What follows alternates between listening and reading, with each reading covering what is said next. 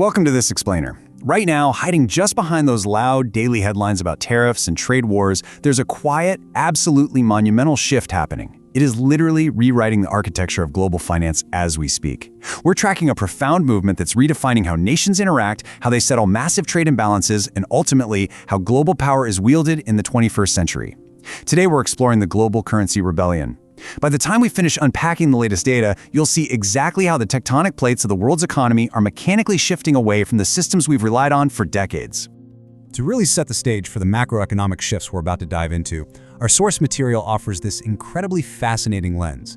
It's a profound Urdu quote that translates to, "When a father's strictness makes a child a rebel." Honestly, it's the perfect metaphor for the geopolitical maneuvering happening right now. Think about it. For over half a century, the global financial system has operated under a very strict, dollar-dominated set of rules, and those rules have been enforced by a single dominant power through economic sanctions, asset freezes, you name it. But historically speaking, when geopolitical strictness becomes a bit too overbearing, it inevitably forces the disciplined participants to go look for alternatives. It inadvertently sparks a systemic rebellion, pushing nations to build completely parallel architectures just to keep their own supply chains alive. Now, you already know the term for this shift, de-dollarization.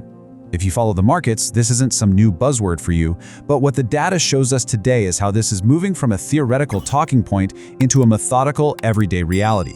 We are absolutely not talking about some overnight collapse or a chaotic black swan event. We are tracking a slow, highly strategic, and just undeniably steady attempt by heavily sanctioned nations and their trading partners to systematically reduce their reliance on the US dollar. Here is how we're going to break this all down step by step today. First, the roots of rebellion. Second, the currency market battleground. Third, China pushes back. Fourth, the BRICS bloc alternative. And finally, a multi-currency world order. All right, Section 1, the roots of rebellion. Let's dive right into the specific strictness applied by the US and the massive pushback it's causing globally. So, when you turn on the news, you hear almost exclusively about the loud battle. We're constantly bombarded with coverage of the US and China clashing over massive tariffs, sweeping political sanctions, and these fierce fights over tech and market access. But while everyone is distracted by those loud headlines, the foundational conflict, the actual plumbing of global trade, is being quietly dismantled and rebuilt in the currency markets.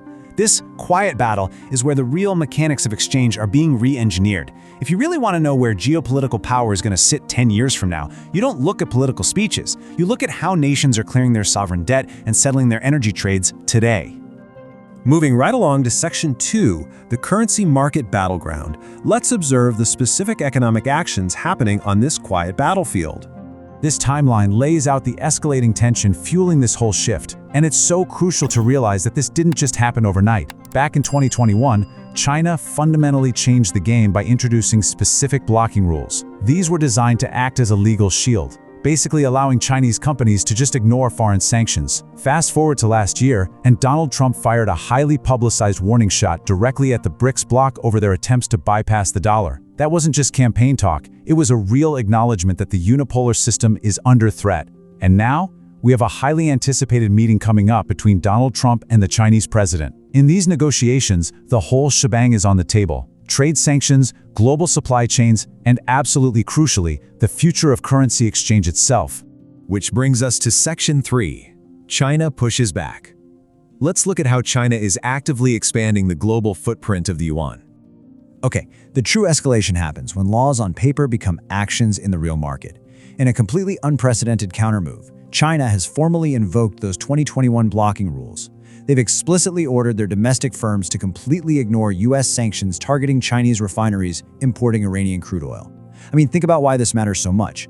Energy markets have been the absolute bedrock of the petrodollar system for decades.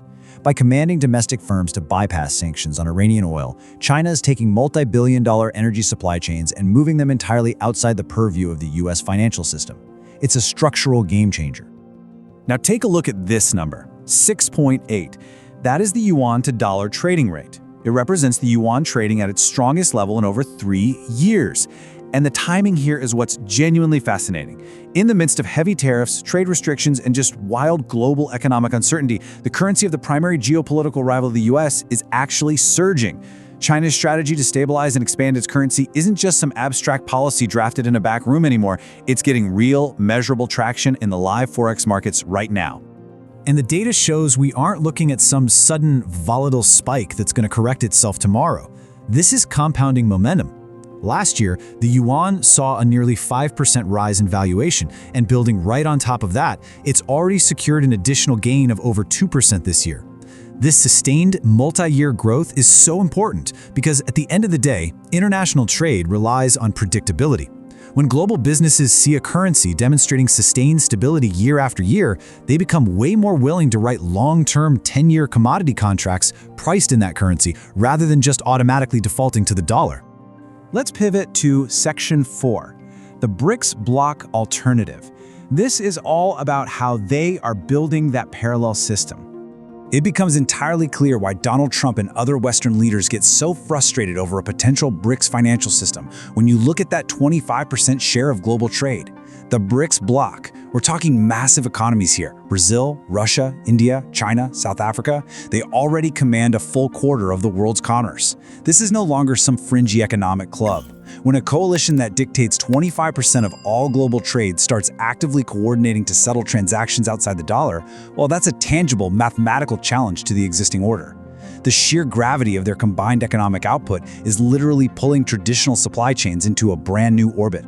Now sure, formal talks for a single unified BRICS currency, kind of like the euro, haven't fully materialized yet. But honestly, they might not even need it because a vast network of alternatives is already functioning perfectly well. Local currency trade is gaining massive traction. Iran, for instance, is actively settling payments in Chinese yuan during what sources describe as an ongoing economic war with the US. But perhaps the most mechanically fascinating shift is the huge rise in rupee-ruble trade. Instead of clearing through correspondent banks in New York using dollars, banks in India and Russia have just set up specialized accounts to clear massive oil and defense trades directly in their own domestic currencies. They are completely bypassing the SWIFT messaging system. It really proves that you don't need one new global currency to challenge the dollar. You just need bilateral agreements and a shared desire to dodge Western financial strictness. Finally, let's wrap this up with Section 5, a multi-currency world order. What does all of this mean for the future? This progression plays out almost like an inevitable economic domino effect. Step 1. Perceived U.S. unreliability, combined with the heavy-handed use of secondary sanctions, gets put squarely in the spotlight, forcing nations to assess their risk. Because of that, we naturally hit Step 2. Local currency trade gains serious traction as nations look for reliable, sanction-proof workarounds to keep their economies running. And that ultimately pulls the whole global economy into Step 3, a gradual, irreversible transition into a multi-currency order. For your average multinational business, this means a future of holding different baskets of currencies, hedging cross-border risks entirely differently, and operating within fragmented, regional clearing systems rather than relying on one single global dollar standard. So, I want to leave you with a pretty massive, overarching question to chew on. Could the steady weakening of the dollar as the undisputed universal standard eventually unravel America's broader grip on the world?